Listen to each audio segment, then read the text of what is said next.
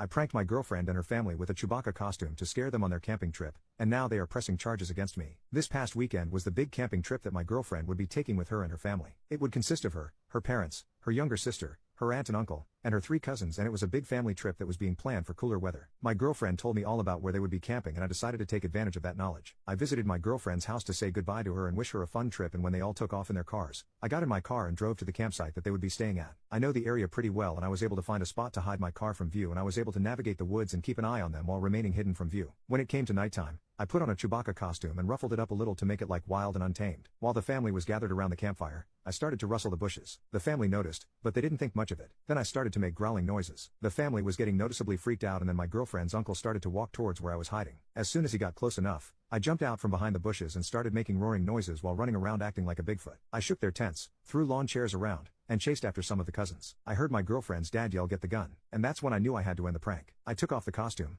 revealed myself, and the entire family was pissed. Long story short, I got yelled at by almost all of her family, and the noise attracted the campsite manager, who kicked me out after hearing what happened. Today I heard back from my girlfriend for the first time since the prank, and she said that she's seriously considering breaking up with me. She just said that she needs some time to think and that she'll let me know when she's made her decision. Now I'm just left, wondering what I do. I'm thinking that I need to pull off a major apology, and I need some advice on what to say to save this relationship. First update: I'm honestly really embarrassed and humiliated about this update. I almost considered not even posting it, but I feel the need to vent and express my frustrations on some way, so here it is. I really hope you don't think too badly of me and you understand what I'm going through after last night. Last night, my girlfriend's family was holding a barbecue in their backyard, and my girlfriend was able to talk her dad into inviting me. He was originally against the idea of me coming, but he was willing to let me come so long as the first thing I do is offer a genuine apology for the prank that I pulled on all of them. I arrived in their backyard, and everybody that I pranked at the campsite was sitting at a table, and they were all clearly waiting for me to arrive. I sat down next to my girlfriend and I began my apology. I stated that my prank was ill-timed, immature, and thoughtless, and I apologized for ruining their camping trip that they had apparently been planning for some time. I tried to make it as genuine and sincere as possible, and when I was done,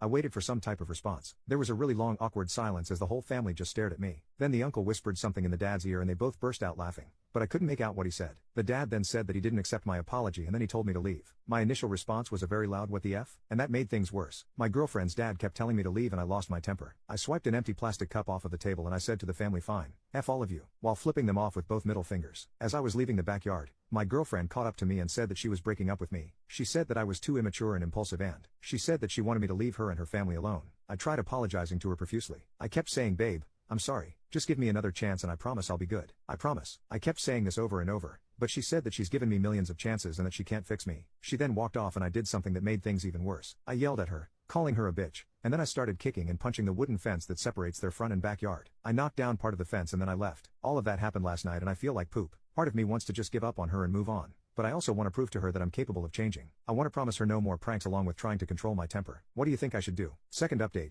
long story short, I got in a fight with my girlfriend and her family last night. She's now my ex-girlfriend, and I lashed out and broke down part of their wooden fence that separates the back and front yard. Her father hasn't contacted me about it, but I'm worried that he's going to come after me eventually. What kind of trouble can I get in? Third update: simply put, I can't stop thinking about my ex-girlfriend. I can barely eat, sleep, or do anything that used to make me happy. Last night I watched my first ever hockey game, and I was excited about that a few months ago, but now I don't even care. I spent the whole game thinking about my ex and how she broke up with me. She's all I think about right now, and I feel like putting in one last effort in making her see that I'm a better man. What should I say to her? What can I do to get her to come back to me? Fourth update: for those who may or may not know, my girlfriend broke up with me because I pranked her and her family by dressing up as Bigfoot and ruining their camping trip, but I think that since some time has passed, my girlfriend might be of a cooler head, and I was thinking of trying to win her back in a clever little way that involves the Bigfoot theme. My idea is to dress up as Bigfoot again, but not to scare anyone. I'm going to dress up, go into her backyard with an old stereo/CD player that still works, and play Sorry by Buckcherry. I'll play it loud enough for her to hear, and I'm hoping she'll accept it and see it as a cute apology. I know it sounds a little cliche, the whole stereo outside the window thing, but I'm hoping that the Bigfoot costume might be a new little twist on it, and it'll be my way of apologizing for the Bigfoot prank. What do you think? Fifth update: after reading through some of the responses from yesterday,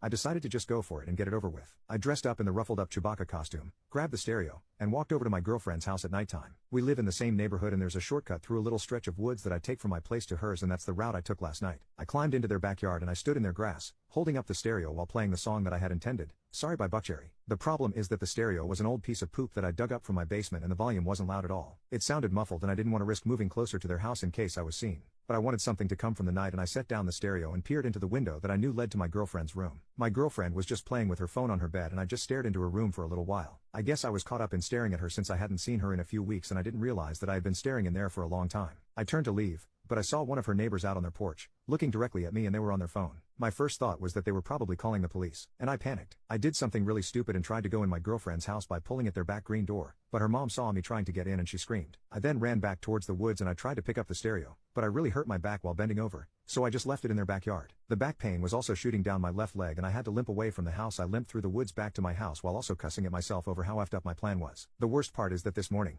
my girlfriend called me and left a message on my phone. She said that she knew it was me at her house and that she was only giving me one final warning before she talked to the police about harassment charges as well as a restraining order. She says that she's never getting back together me and she told me to move on. Now I'm really depressed, which is how I've been feeling in the past few weeks. I'm physically hurting from my back and leg pain, and I'm emotionally hurting from my girlfriend's words. I'm just really upset and pissed off. What should I do? 6th update. My ex-girlfriend left me a message on my phone threatening me with a restraining order. It's just a threat at this point, but I still want to know what would happen to my record if she were to file one against me. Will it give me a criminal record and officially list me as a stalker? Is it something that appears in a background check? I just want to know how this will affect things like me getting a job or something like that. Would this affect me nationally, or just in my hometown of Denver, Colorado? 7th update. I won't go into detail, but I left a stereo of mine at my ex-girlfriend's house and this morning I got a text from her dad. It was a picture of the completely destroyed stereo next to a baseball bat and the message read, "That's your head if you come near my house again." I want to know if I can actually take action against him. For this, he destroyed my stereo and threatened to bash in my head with a baseball bat. What actions can I take? This is all taking place in Denver, Colorado. 8th update. I've spent the past few weeks thinking about how I can possibly get back together with my ex-girlfriend. I've decided to just move on. She doesn't ever want to get back with me and I've caused enough trouble with her family as a whole. I need to get over her and I don't know how. My older brother has a wedding in a few days and it being a romantic occasion is really going to mess with me emotionally, especially since me and my ex were planning on attending together. It hurt even more to see that my ex was selling her dress and posting about it on Facebook.